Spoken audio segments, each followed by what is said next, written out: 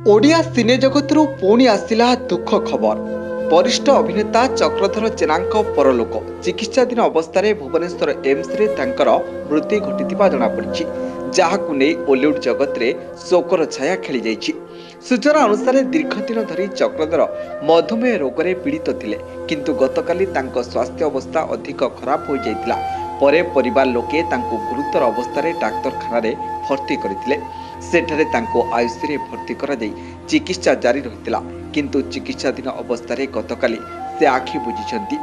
तेबे गतकाली सोमवार संध्यारे तांकर देहांत खबर सुनी ओडिया सिने जगतर शोकर छाया खेली जाइछि। तांको वियोगरे तांको प्रियजन स्तब्ध हो जाइछंती। तेबे 1983 रे एनएसटी बा जातीय नाट्य विद्यालय शिक्षा लाभ करथिबा Chakradhar Jena Hollywood cinema City of Joy और इलेक्ट्रिक मून रे अभिनय करिसेंती।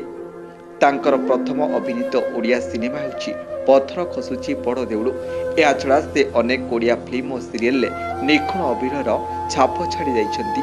से ओडिया संगीत नाटक अकाडेमी रे नाटक चयन क्षेत्र रे भी विचारक भावे दायित्व तुलाइछंती।